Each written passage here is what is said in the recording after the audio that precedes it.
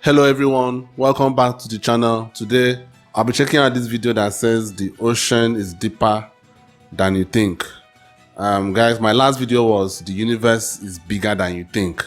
So I'm about to feel as small as I was in that last video because I know I have an idea that the ocean is very deep.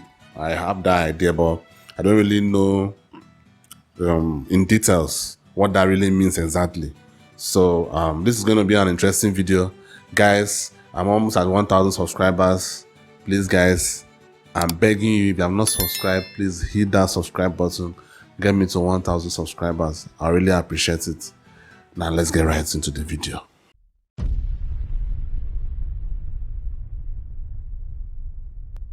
The ocean is really deep. Deeper, in fact, than most of us realize. If you were to shave off all of the land from the tops of every continent and island in the world and fill up the ocean's deepest points with that land, the entire Earth would be covered in an ocean 2 miles deep. 3/4 of our planet is already covered in water, though, and it goes a lot deeper than just 2 miles. Let's start with a sense of scale. This dot right here is the size of an average human, this slightly larger dot is the size of an elephant, and this is the size of the largest ship ever built, the Knock Nevis. With that in mind, let's start going underwater and see what we find out. The first milestone is at 40 meters below the surface, which is the maximum depth allowed for recreational scuba diving. A little further down at 93 meters is where the wreck of the Lusitania was discovered, which is interesting because the Lusitania itself is 240 meters long, which means that it sank in water shallower than it is long, so if the ship was standing on its stern or bow, it would be sticking out of the water. Just slightly deeper than that, at 100 meters, is where diving can become seriously fatal if you're not careful because of decompression sickness. But that didn't stop a man named Herbert Nitsch to accomplish the free diving world record at a depth of 214 meters. This guy swam down to this level with just one single breath. But a little further down at 332 Wait. How is that possible? Swimming down to 214 meters with one single breath. I think that is propaganda. Like, I don't believe that. I really do not believe that. Guys, is that possible? I don't believe that. I'm sorry. I'm not trying to bring down his achievements. But I just don't believe that. Seriously. I do not. One single breath. But a little further down at 332 meters, we have the scuba diving world record, which was accomplished by another man named Ahmed Gabir. If he had swam down another 111 meters, then he would have reached the height of the Empire State Building if it was submerged underwater. Whoa! And a little further than that, at 500 meters below the surface, we arrive at the maximum dive depth of blue whales, the largest creatures on the planet and also the limit of the US Seawolf-class nuclear submarine. At 535 meters, we can witness the maximum dive depth of emperor penguins, and this is when we must bring up the intensity of water pressure. At this level below the surface, the water pressure exerted on a person or the penguins would be roughly equivalent to a polar bear standing on a quarter. So further down the depths, at 830 meters, would be the height of the Burj Khalifa in Dubai, what the hell in the world. Once we hit 1,000 meters below the surface, we begin to enter the scary zone. Light from the surface can no longer reach beyond this point, so the rest of the ocean below is shrouded in permanent darkness. On top of that, the water... Guys, one of the things that, like, I've never traveled out of my country, so I've never experienced how it is being in a flight and looking down,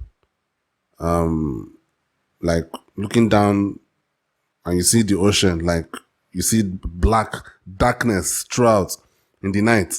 Like every time I've gone to the beach in the night, it's always very because I'm scared of water, guys. I don't know how to swim at all. So unfortunately, I think it's something that I wish I learned when I was younger. I think now I don't really need to learn all that stuff. Maybe I will still learn. I don't know. But so due to my fear of water, every time I go to the beach. Or not every time, because I don't go to it a lot of times. Like, the few times I've gone to the beach in the night, just look at it. Everywhere is black. Totally black. It's fucking scary. Like, I can't imagine people that have been stranded in the sea or in the oceans. Like, maybe some kind of a crash or something. Maybe a shipwreck or a plane crash, and you survive.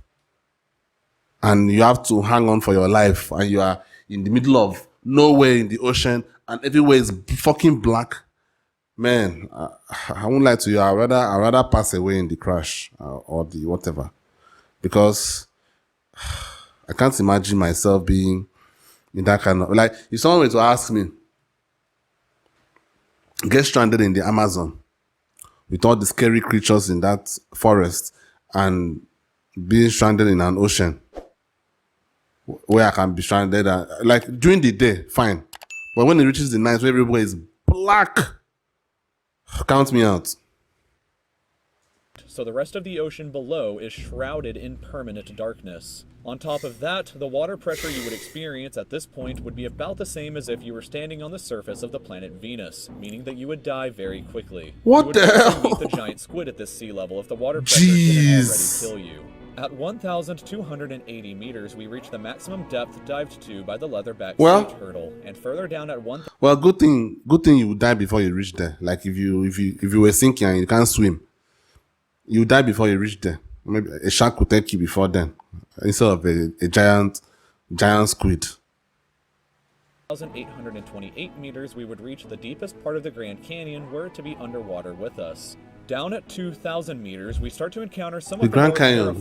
What is that? Like the ominously named black dragonfish, a carnivorous beast with a stomach that doesn't allow light to be emitted through it. What? Meaning that since we're in total darkness underwater at this point, the only way you would ever see this thing is with a flashlight. A little further down at 2,200 wait, meters, that wasn't nice at all. That was embarrassing, the way I reacted. That was embarrassing. No.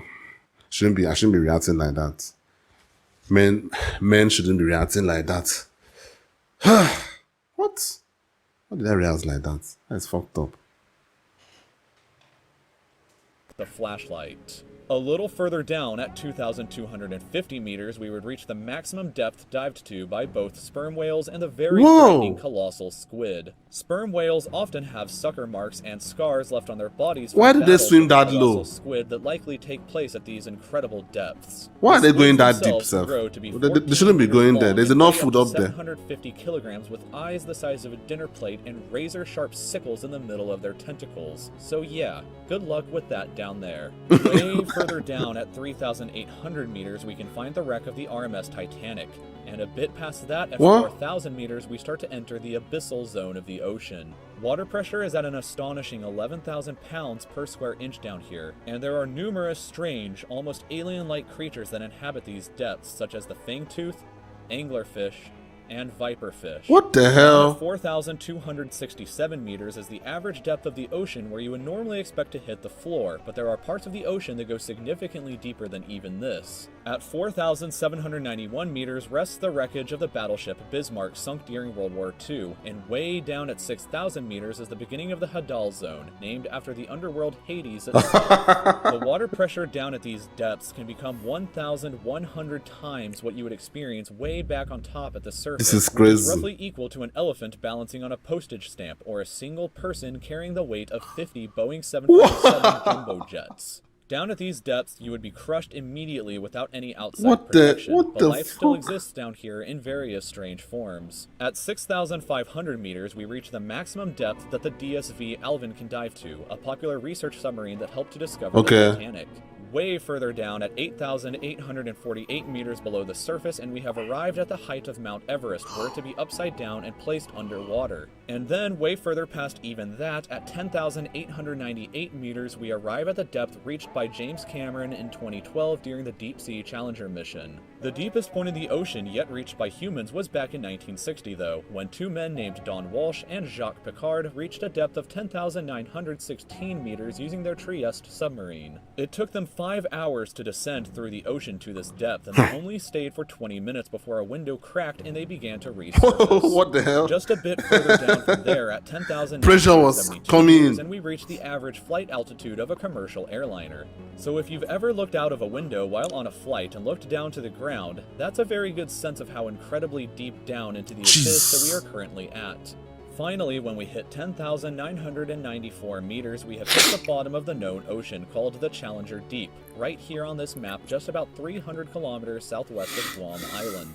However, it is believed that there are almost certainly even deeper parts of the ocean than That have this not been just haven't discovered. been discovered Yeah. yet. It wasn't until 1997, after all, that the Sirena Deep was discovered with a depth of 10,732 meters, making it the second deepest known point in the ocean. It is estimated that only about 5% of the ocean's floor has been accurately mapped, What? leaving the other 95% to be currently a mystery. It may be only a matter of time before an even deeper part of our ocean is found, and who knows what we may discover there. The devil himself. Oh god. Maybe that is where hellfire is. Guys, this video is beginning to make me to start believing in some stuff.